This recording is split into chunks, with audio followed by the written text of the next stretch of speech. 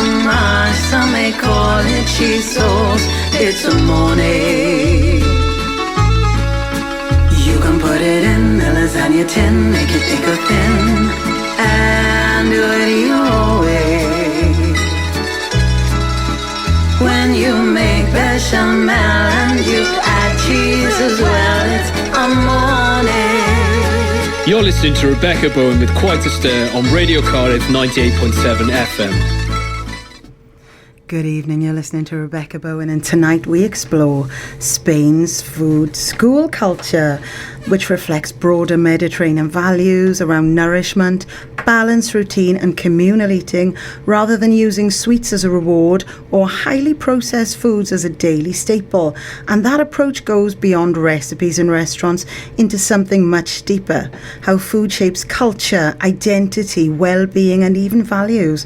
What happens when food is viewed not as a product or indulgence, but as a relationship to family, community, memory and ourselves? Regional Spanish cuisine and its ties to history and place. School meals that prioritise nourishment over treats and instant gratification. Films like Water for Chocolate, Eat, Pray, Love and Under the Tuscan Sun, where food becomes a catalyst for healing, love and transformation. Ana Maria Alonso, executive coach and woman's mentor, is here with me tonight. Thank you so much for coming in. Welcome to the show. Thank you. And it's your 8th year anniversary and you've still taken the time to come in. I feel so bad. Don't worry, yeah. How does the philosophy behind school meals in Spain differ from what you see in many other countries? Well, first is because what we eat is very linked to the way of life, our traditions, and they are still keeping that very strongly. And they do care about teaching the children how to eat the variety, the diverse food that we eat in Spain. And as probably you know, in Spain we have a fiesta every day. Every town has their own parties specifically. We pray to every saint.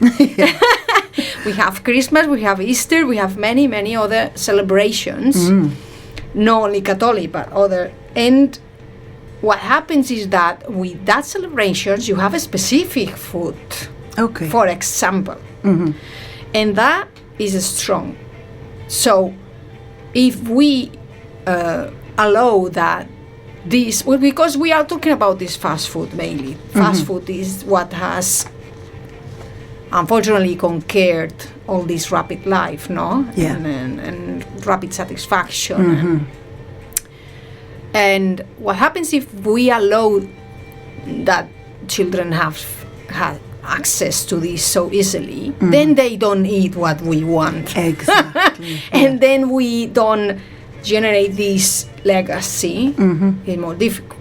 So we educate them in our traditions through food, which are linked to the whatever that you are celebrating or remembering, and so they learn these things since they are very little, really. And then is part of our conversations, like what are we gonna eat today? What are we gonna eat tonight? And we are thinking all the time in food, but not only what are we eating. Is this cues is to gather together. And so children learn this. Yes. Apart from that, for us it's very important to be connected to the seasons.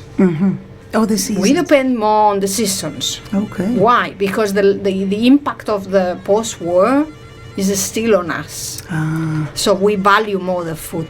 Yes. And when there is no food, and so we are connected to what we can achieve from nature in every season. And then finally, in a school, so the canteens, you call it canteens, yeah? Yes, they we eat, do. right? So what they eat is an extension of what they learn. They learn what they are eating. They learn the dishes where are coming from, what is typical in Spain, the rest of Spain, and why do they need to eat that. And also they learn manners, and so there is a whole structure about education in schools, especially in the last 5 years. They are getting really by law. By law. Yes. Even in the north when it's cold. Even in the north, yeah. And learning healthy eating habits, exposure to traditional foods and regional cuisine, social interaction, and like you said, table manners is imperative, isn't it? And taking time to eat rather than rushing through a meal. Yes. Nourishment is considered the primary goal of school dining rather than a convenience in Spain, isn't it? Yes. And children who are hungry or whose diets lack essential nutrients may have more difficulty with concentration, memory and learning, energy levels throughout the school day, physical growth and development. Yes. Yeah. What values about food are Spanish children learning at school beyond simply eating the lunch? I mean, I think they encourage lifelong healthy eating habits, help prevent diet-related diseases later on in life, like obesity and diabetes. Yeah. So you create a healthy food routine, and we should definitely adopt that food ethos in the UK. How does the Mediterranean diet shape what children are served in Spanish schools, do you think? First is, as I said, the connection with the seasons and nature, because also they are encouraging that they eat what is available at that time in the schools. Okay. In the schools in Spain, they take children to nature. Oh, yeah, It's to grow part of- oh, wow. Yeah, to excursions, and I mean, it's something I think I told you, but in every school, every child needs to learn how to swim. That's very important. But also, they stay in nature a lot. We go on excursions a lot, and they learn Okay. about the plants, and learn about the animals, and learn about, so obviously in the cities it's more difficult, but they go and connect with that. So seasonal and nature is important. Also the value of, as I said, of the food waste. Is something, is a trauma mainly that we still have, that we cannot see that food is thrown to the rubbish. No. So, and we also learn from the beginning, from when we are children, how to take profit of the leftovers. Okay. Right? How to cook with the leftovers. So wow. we very early in time we learn how to put our hands in food, cooking. Yes. Yeah. And so that's there definitely. Why Mediterranean? Because we can be outdoors. Being outdoors and getting in touch with things that you can forest, like for example, when is the time of wild mushrooms, everybody gets mad. Yeah. I mean, they go to the mountain, to countryside, and let's see who is picking up more than the others. Yeah. So even the children, right? Then, for example, wild asparagus, some snails. Oh, wow. And wild fruits, for example. Yeah, there's a lot of wild queens. Yes. Now we go and pick up blackberries, and that is honoring food, honoring really nature, but connection, also yeah. is the trauma of there was nothing after the Civil War. I see. So You appreciate it more. Yes. You don't take it for granted. no. And food is one of Spain's most distinctive cultural assets. Visitors often travel specifically to different regions, especially San Sebastian. Teaching Yeah. food culture in school and preserving regional traditions is imperative. Tourism is huge, and holding on to that heritage through dining at school is imperative for future generations to carry that identity of Spain, isn't it? Essentially, you're inheriting a cultural tradition, not to freeze cuisine in time, but to keep the core traditions alive while adapting to modern living. Yeah. What role do fresh vegetables, legumes, olive oil, fish and seasonal ingredients play in school menus? Because you were saying from different regions, and the Romans brought all these lovely things. What role do they learn about different regions, not just the one that they're in, isn't it? Yeah. So They have a good agricultural knowledge. yes. Yeah. Yeah, but also it's the legacy of the cultures that I said before, the Catholic kings. So there are things that the Muslims brought up, for example, aubergine, the oranges. Okay. There is a whole city in the outskirts of Cordoba, So that is Andalusia and the south of Spain. That was the capital of the whole Islam empire. Okay. Right? And anciently it was called Medina Azara, which is the city of the oranges. Okay. If you go there, you are going to see the biggest mosque Okay. of Cordoba.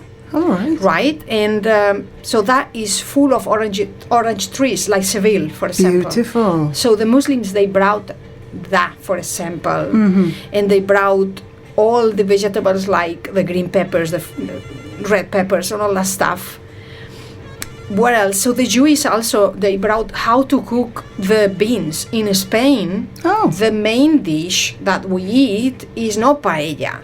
Paella is very important, it's nice, and it's healthy. Yeah. The main dish is broth with legumes. Wow. For example, lentils, a soup of chickpeas, Yeah, yeah. or white beans, broad beans, right? So that is the main dish. Okay. And then fresh fish, Yeah. and always olive oil. Everyone holds on to this identity of paella. The Brits do. They're like, paella, paella. Paella is very good, but it's from the area of Valencia, Ah, right. right? Yeah. So then the other regions, they have what they have already there. For example, in the north of Spain, Galicia, Basque Country, they have more fish, good meat, but also they eat lots of green leaves. Ah, so plant-based, a lot of Yes. plant-based. Nice.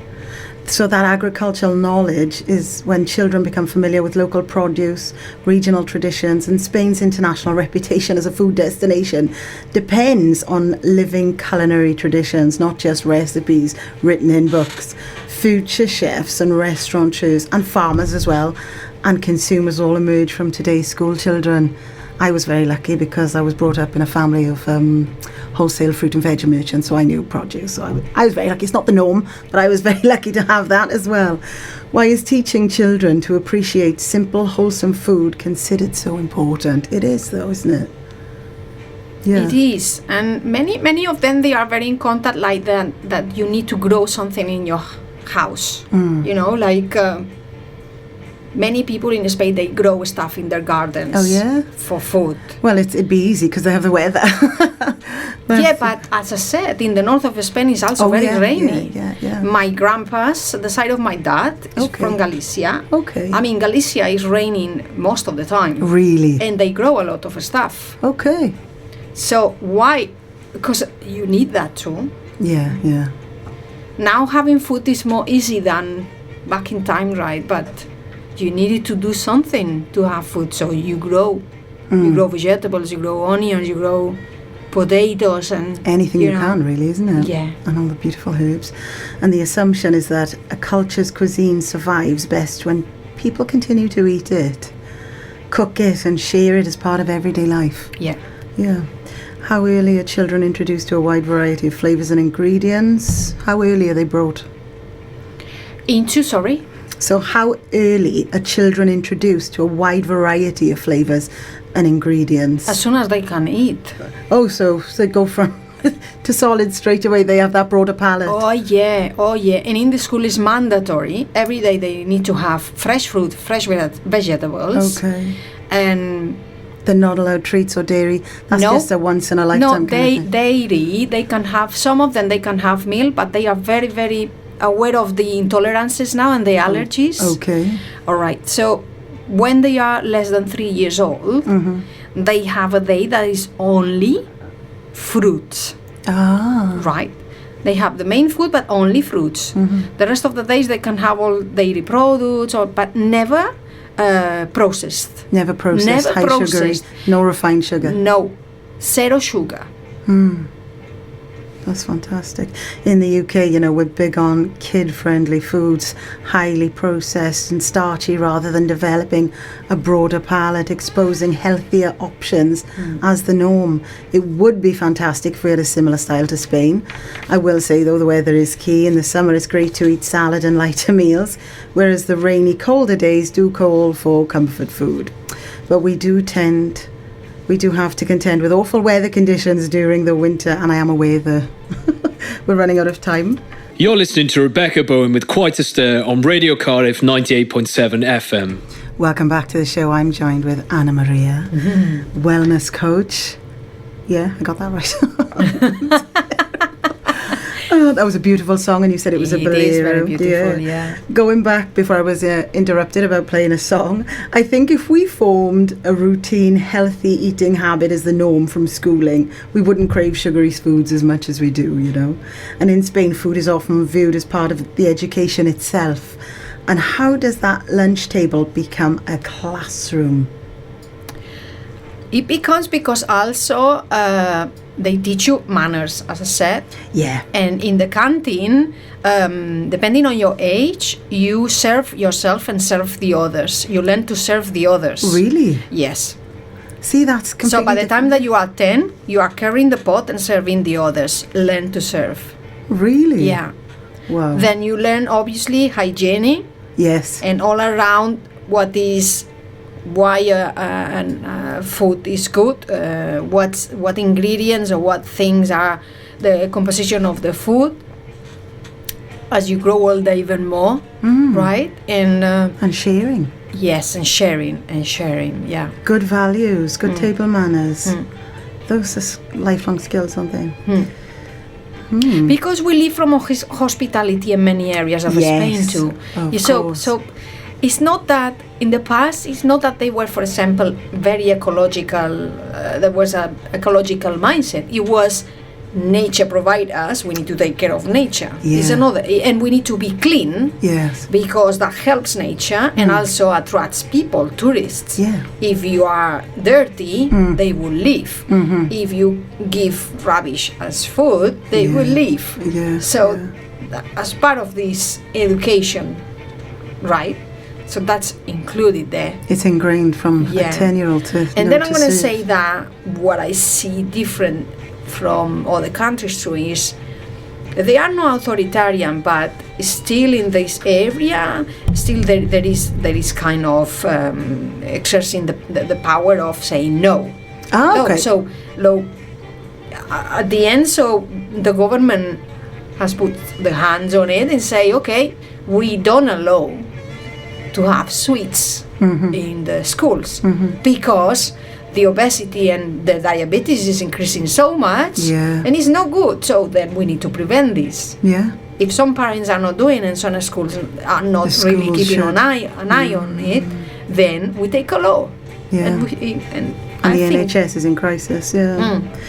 And I think making plant foods a daily foundation, and that's part of the core Mediterranean principle, that vegetables, fruit should form the basis of most meals. Schools reinforce the idea that these foods are normal and everyday staples rather than occasional healthy options. We've got to try and force feed kids healthy food over here. It's terrible, you know. I want chicken nuggets, I want pizza, I want burgers, you know. It's just like a Exactly. normal thing. Exactly, that's the word. The normalization here is that is so. I work in hospitals here, and to be honest, it was difficult to find the menu that was healthy. Yeah. It was also around. You enter the hospital and it's all sweets, cakes, coffees full with cream, and you know, and yeah, you're not used to that. It was bizarre for you, I expect. it was very bizarre, right? And so if you are exposed, then you were working there and you had sweets and biscuits and cakes. Yes. And in every break, you know, bringing that Bad and, habits, yeah. I mean, yeah. So especially when everyone else is eating them and you think you're going without. It's tough, isn't it? Oh, how do schools encourage children to develop healthy relationships with food rather than seeing it as a reward or a punishment? It's just an everyday occurrence in Spain, though, isn't it? They limit the treats. Yeah. What can other countries learn from Spain's approach to food education? A lot. Yeah. yeah, there are countries that they are even better. I Okay, mean, okay. for example, from the clinical point of view, we cannot beat Japan. Oh, yeah. Yeah. But the social part, I will argue, right? Because yes, there is manners, but where is the warmth there? Where is the, you know, in Spain is like happiness, sharing the yes. food, right? And there is a lot of culture around it. And Yeah. And what message does it send when sweets are treated as occasional celebrations rather than daily expectations? Sends a good message. I think limiting sugary foods help develop a more balanced palate as well, not just a healthy diet. Yes. Has the conversation around childhood nutrition and sugar changed in Spain over recent decades? Yeah. Okay. It has, because of the impact of this fast food market that's, So they're conquering everywhere. yeah. Right? Because it's the rapid, satisfactory, but still it's not winning. It's not winning. It's not winning. It's not winning. It's a challenge that the schools face, but they are maintaining the healthy food standards Yeah. in a world filled with ultra-processed foods. How closely do school meals traditions reflect what children are eating at home? So how good is it as equally as good at home? Is it? Yes. It does represent what they eat at schools mainly. It's very broadly what everybody eats in Spain every day. Like, you don't eat every day, I don't know, a tomahawk. Oh No.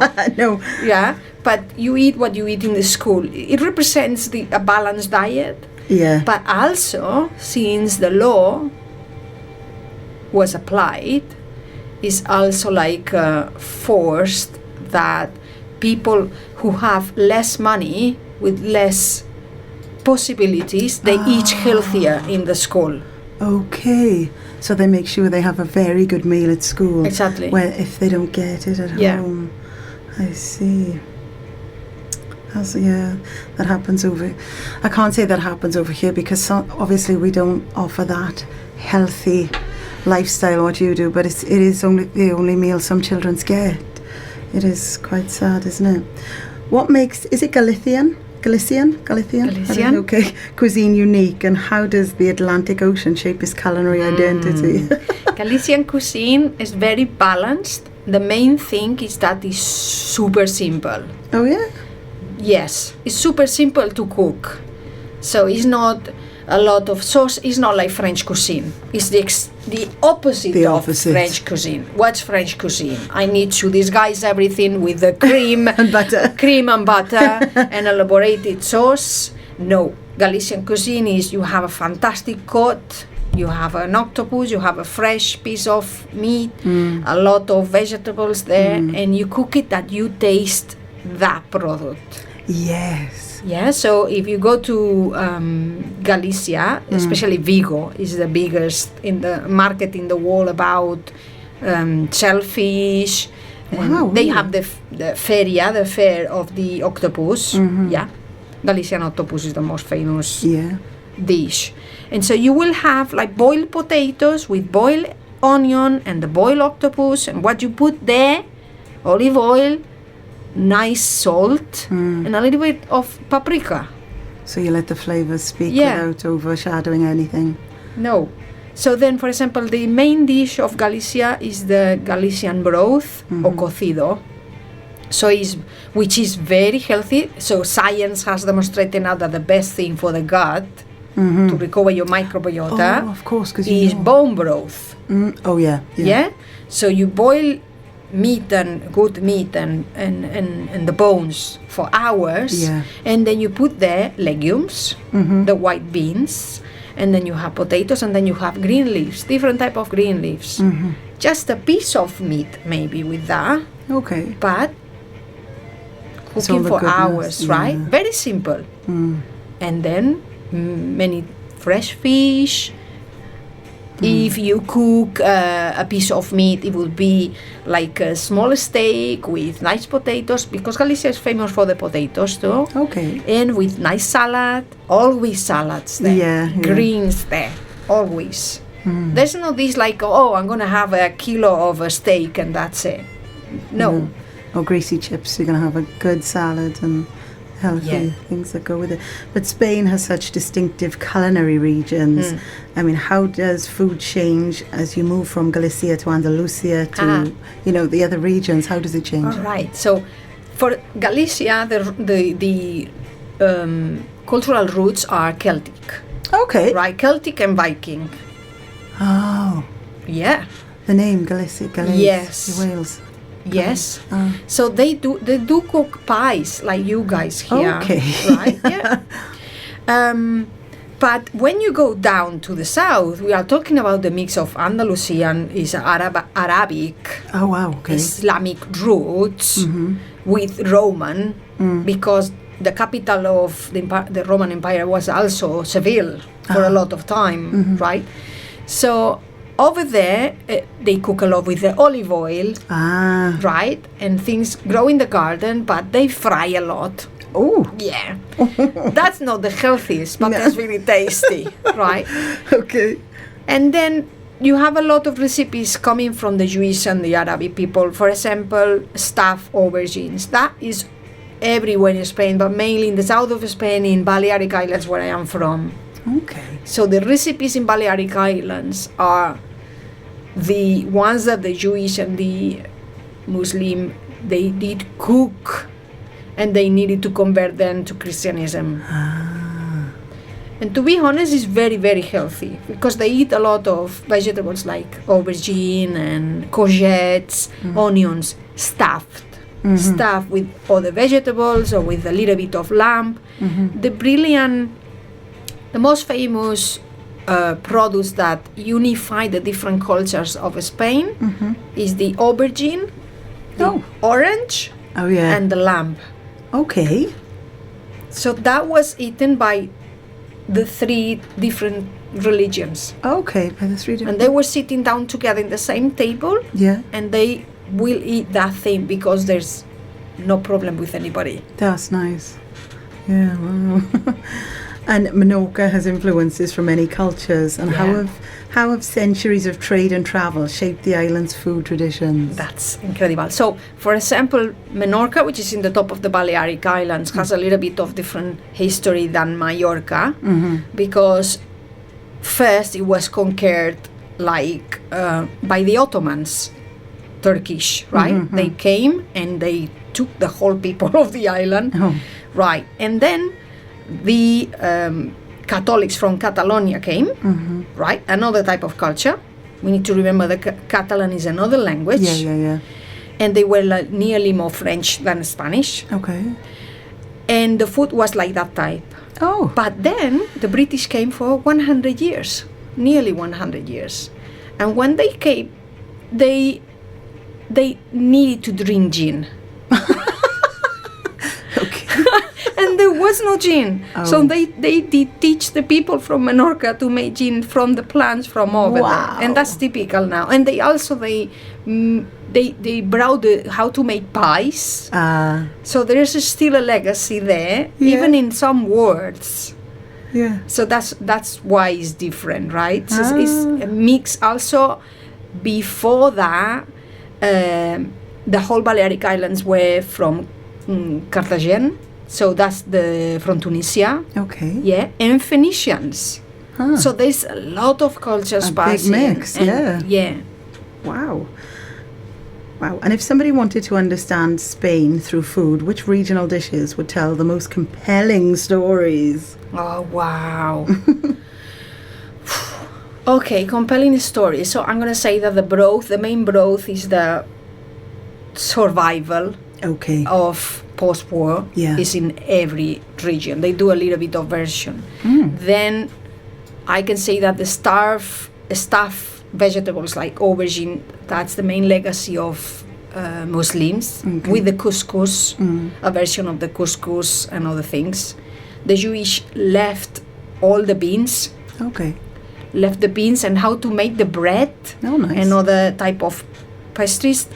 In fact, I think I told you that they used to sing to the bread. Yes. Like a prayer. It's Yeah. still very beautiful because they are still doing this in Mallorca and Menorca.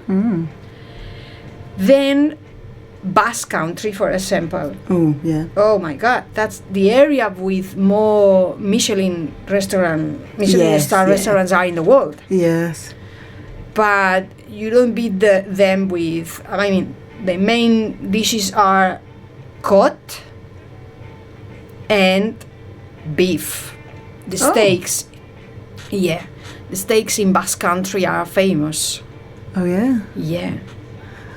So, but then we have paella and all the type of rices. We use another type of rice in Spain that is called bomb, like a bomb, exploding bomb. Okay. Right?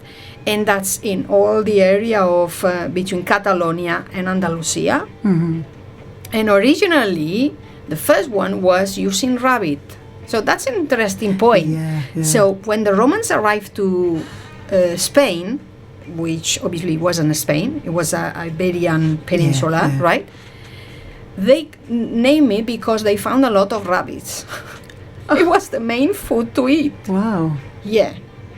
So we cook a lot about dishes with rabbit too. Wow.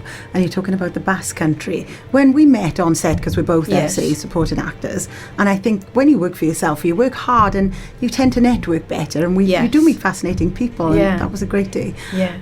It was. And we discussed diets for certain blood groups as well. Yes. Blood types, because you're a wellness coach. Yes. And I'm a rhesus negative, which is really rare, and it's from the Basque Country. The highest blood count is in the Basque Country. Yeah. So my diet would suit whatever that is in the Yes. Basque Country. Should look it up. So really.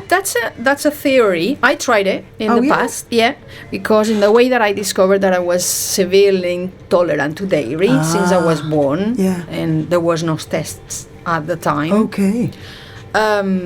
I tried this. This was a famous theory, and what says is that your blood type comes from your ancestors and the tribes that they were done. No, so and well, it come to be that probably what your genetics, your gut, carries the genetics of your ancestors, and your ancestors were living in an ecosystem.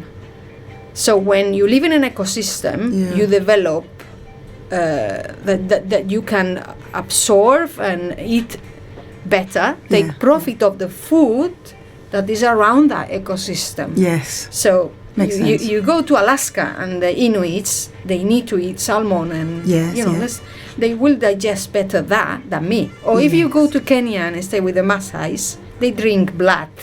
Oh. Yeah, but if I eat the same as them, probably I would not feel Exactly. so Yes. well.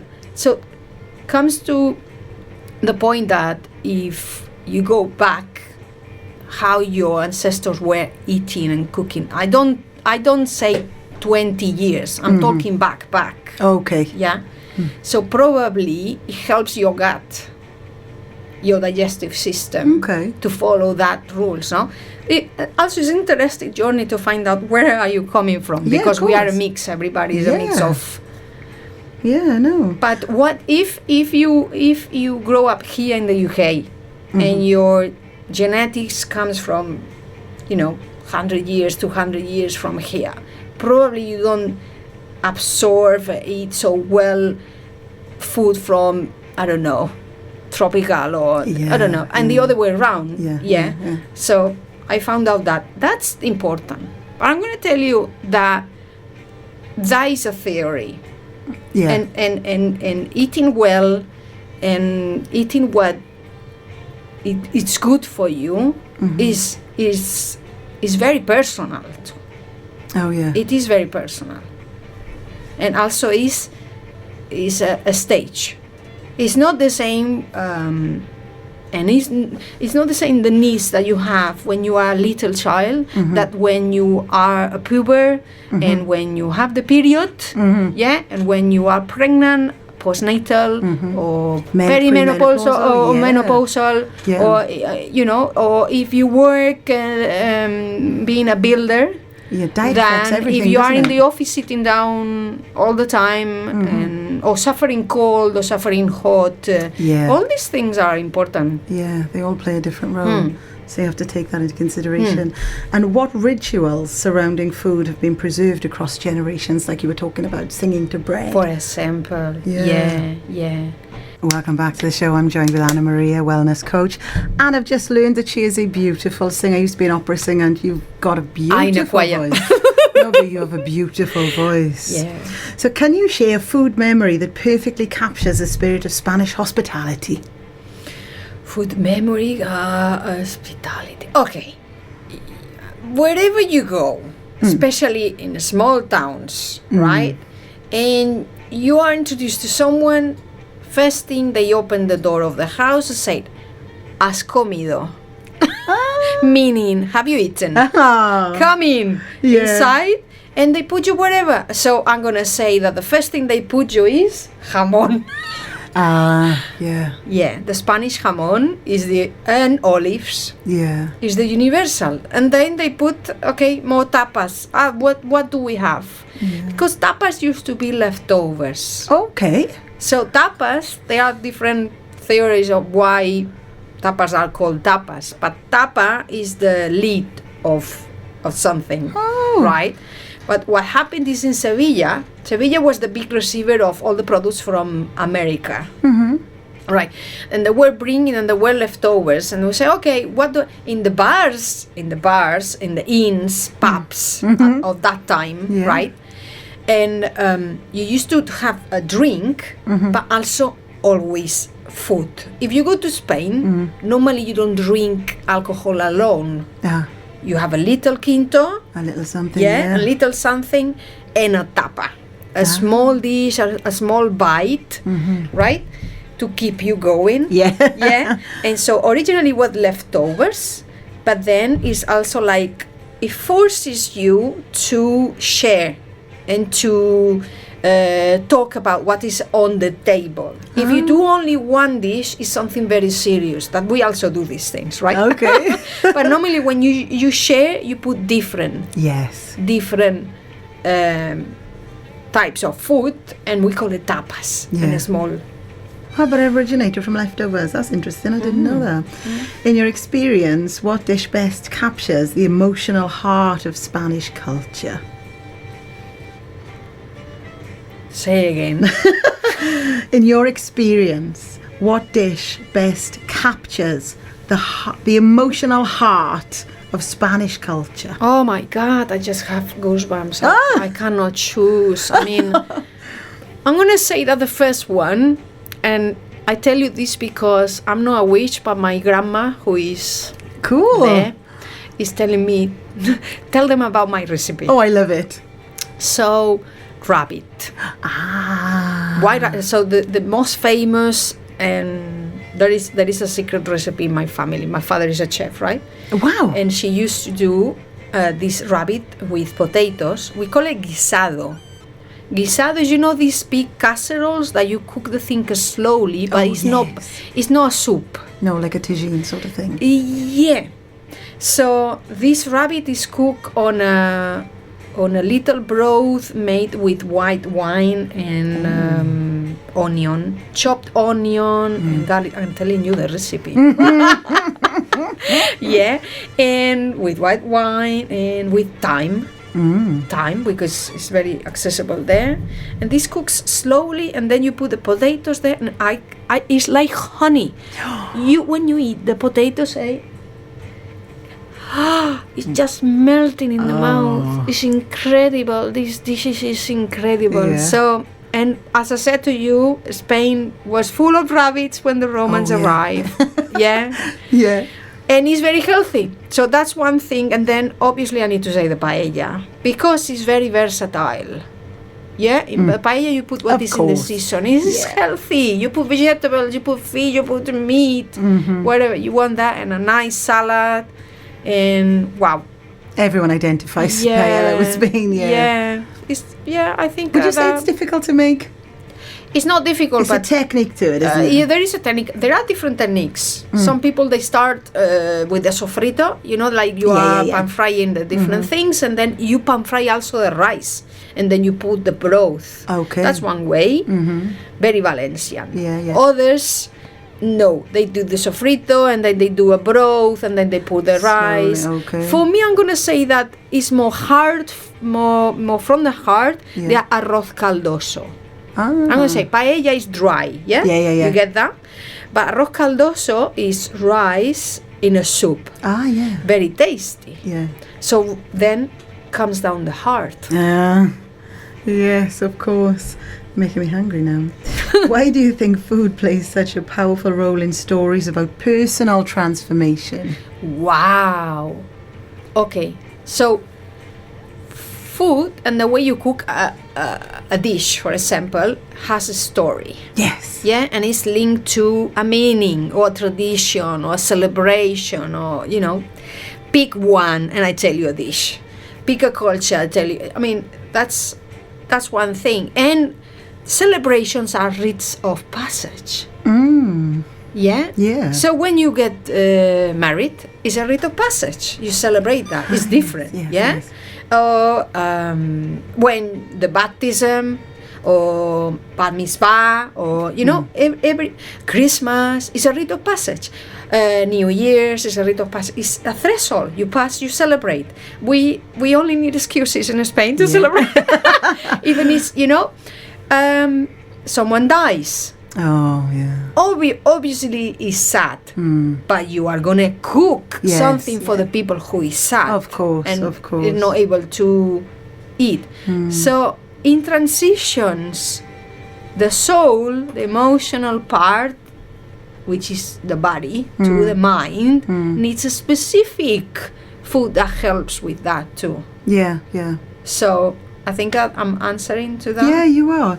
And I think it's a space for freedom and creativity, self-expression, cooking. Right, Kai. Yeah, it is completely. Yeah. Yeah. Because you put yourself it's in an the place. art. Yeah, of course It's it an is. art. It's not a science.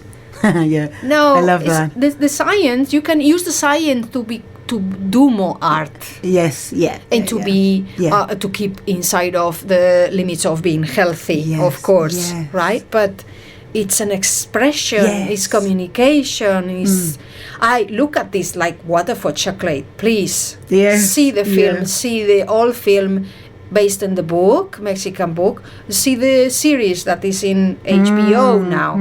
I mean, Her passion for cooking helped You define can- who she was in yeah. the kitchen. you can transmit so much. You Yeah. can build a whole story on a dish, but Yes. you need the atmosphere too. You do. You need the atmosphere. Yeah. We've got 5 minutes left. Do you want to, what would you like to wrap up on or tell us or?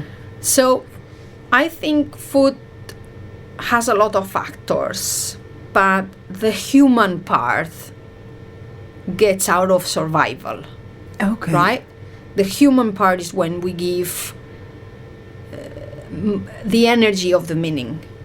So food is nothing apart from nutrients and calories. Is cold until you insufflate the spirit to there. Yeah, no? absolutely. So that is meaning, is sharing, is history, is culture, is creativity, and it's love. It's love. It is Yeah, love, of course and it's it is. happiness, and it's joy, and it's, I'll never understand people who just eat for fuel, to just live. yeah. Sometimes we have done that, Yeah, but yeah. you cannot sustain that too much. Yeah, athletes maybe when they don't.